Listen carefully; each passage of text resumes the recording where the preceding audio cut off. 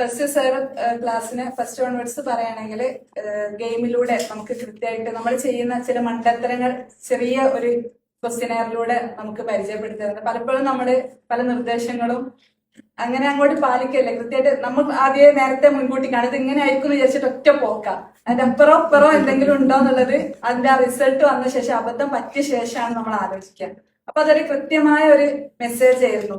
നമുക്കൊരു ഇൻസിഡന്റ് കിട്ടുന്ന സമയത്ത് എന്തെങ്കിലും ഒരു ഇൻസ്ട്രക്ഷൻ കിട്ടുകയാണെങ്കിൽ, അത് ഒരു ടാസ്ക് കിട്ടുകയാണെങ്കിൽ കൃത്യമായി ഏതൊക്കെ പോയിന്റ് നോട്ട് ചെയ്തിട്ട് നമ്മൾ മുന്നോട്ട് പോവാവൂ, 2 വട്ടം ചിന്തിച്ചിട്ട് മാത്രമേ നമ്മൾ പ്രവർത്തിക്കാവൂ എന്നുള്ളതാണ്, പ്രത്യേകിച്ച് നമ്മൾ ലീഡേഴ്സ് ആവുന്ന സമയത്ത്.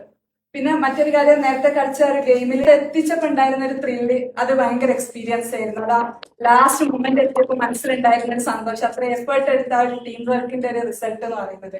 പിന്നെ ലാസ്റ്റിലേക്ക് വിടാം. പിന്നെ നമ്മൾ നേരത്തെ പോയൊരു വിഷയം നീട്ടി പറയല്ല, ഒരിക്കലും നമുക്ക് വേറൊരു ട്രെയിനിങ് സെഷനിൽ കിട്ടാത്ത രീതിയിലുള്ള ഒരു എക്സ്പീരിയൻസ് ആയിരുന്നു നമ്മൾ നടന്നു പോയിട്ട് കിട്ടിയപ്പോൾ ആ ഒരു സപ്പോർട്ടിങ്ങിൽ കിട്ടിയപ്പോൾ ഉണ്ടായിരുന്നത്. പിന്നെ സാർ പറഞ്ഞ പോലെ ലാസ്റ്റത്തെ ഒരു സംഭവം ഷിയാബ് സാർ ചെയ്തപ്പോ ഞാൻ വിചാരിച്ചു ഭയങ്കര ഈസിയാണ് എന്ന് വിചാരിച്ചിട്ടാണ് ചെയ്തത്. പക്ഷെ കേറൊക്കെ മനസ്സിലായി ഇതിപ്പോ 3ാമത്തെ സ്ഥലത്താണ് വിചാരിച്ചു ഇത്രയും ആൾക്കാർ എന്നെ നോക്കി നിൽക്കുക. അപ്പൊ എന്റെ ഒരു അഭിമാനം കാത്തു രക്ഷിക്കൽ എന്റെയും കൂടെ ബാധ്യത ആണല്ലോ.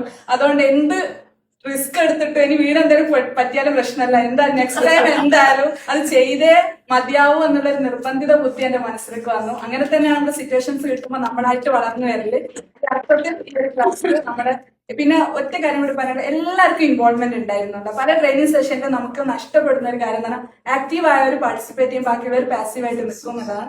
ഇതെല്ലാവരും ഒരേപോലെ എല്ലാവർക്കും അവസരം കിട്ടി. ഈ ഒരു അർത്ഥത്തിൽ നല്ല ട്രെയിനിങ് ക്ലാസ്സുകൾ മുന്നോട്ട് നയിക്കാൻ സാറിന് ആയുരാരോഗ്യം ഉണ്ടാവട്ടെ എന്ന് പ്രാർത്ഥിക്കുന്നു.